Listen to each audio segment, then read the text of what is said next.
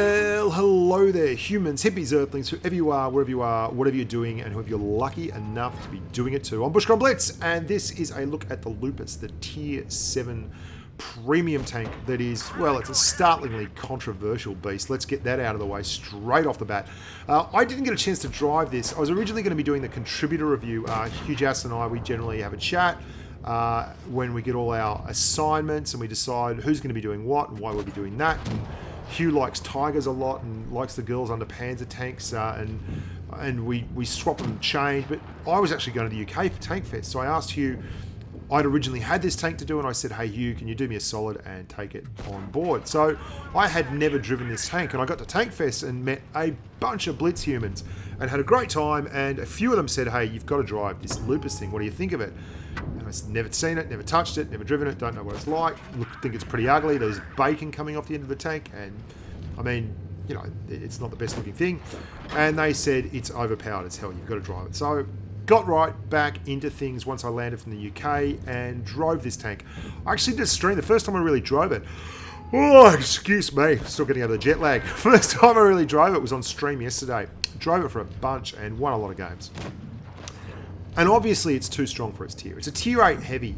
It's got the same gun as the IS, 175mm of pen on the AP and 217 on the APCR. And it's actually very similar to the gun on the IS6. But it's just got too much armor and it's got too much going for it. And I'm going to get to that in just a second. I want to talk a little bit. It's a very wide and diverse topic. And this tank is quite topical in and of itself because, look, this is power creep. This is what happens with games. It's happened with every RPG I've ever played. Power creep is odd because it's a bad thing, but it's something that we want. We keep buying the tanks. I mean, Wargaming doesn't put these things out here by accident. They put them out here and everyone whinges about them, and then we go and buy them. And it's coming hot on the heels of spare parts. And spare parts change the game. And I think the equipment system in the meta at the moment, and I've had people put these words in my mouth.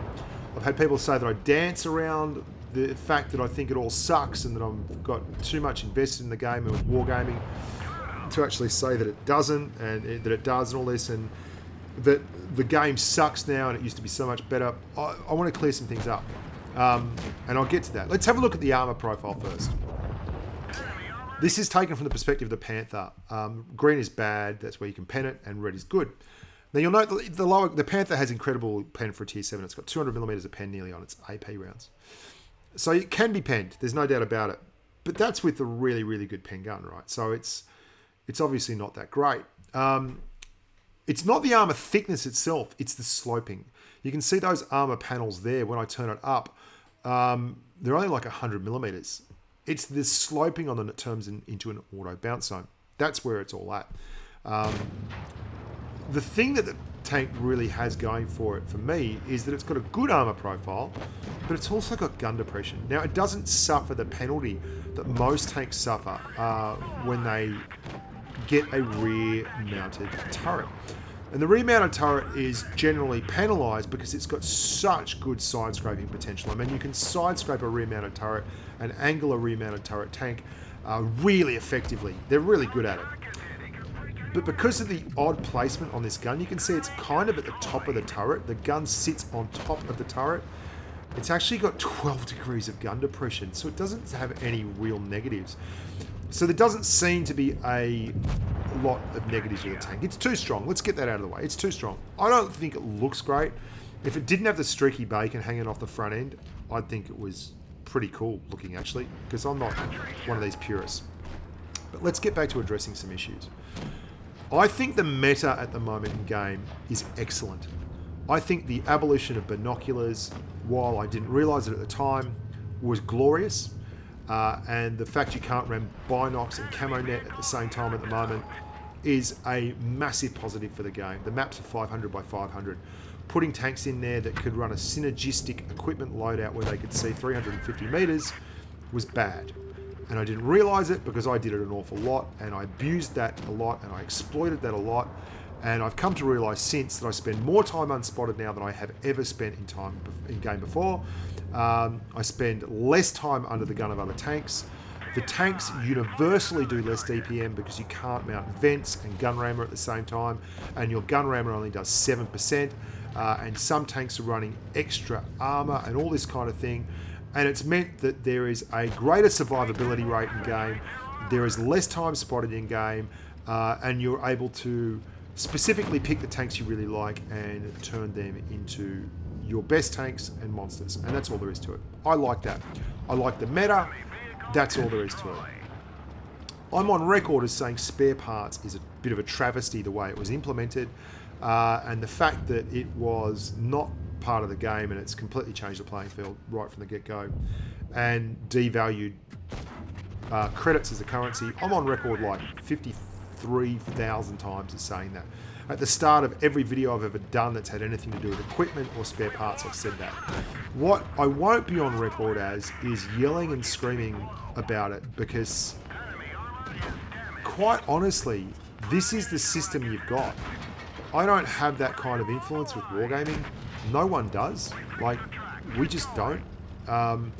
And the overwhelming majority of people don't care that much. All the people you see on forums and in your clan chat who have played 30,000 games, you're the exception, not the rule. I am the exception, not the rule. We have our own community within a community, but the greater unwashed masses, they just like new stuff. They like new stuff. And this is a long-winded way of saying tanks like the Lupus sell because they're new. They're not purist tanks. They're not tanks for people who got into the game because they love the historical aspect of Blitz. They're not tanks for people who don't like tanks that look odd or different. But these things sell, and they sell out the wazoo. And if they didn't, Wargaming wouldn't bloody well keep making them.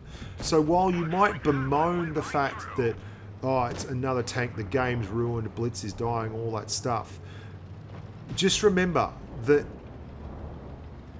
if it didn't sell, Wargaming wouldn't make it. If we didn't buy it, Wargaming wouldn't make it. If overpowered tanks weren't popular, Wargaming wouldn't have to keep nerfing LTTBs and changing the equipment systems.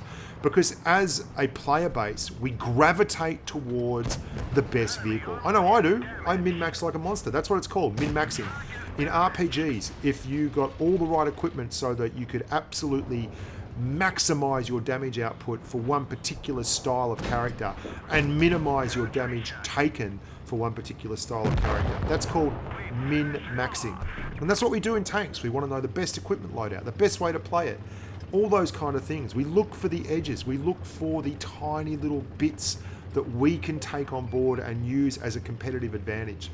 And that's what you get when you drive this thing. You buy this thing, you get a competitive advantage. Is that pay to win? Well, I guess it is. You're paying to be better.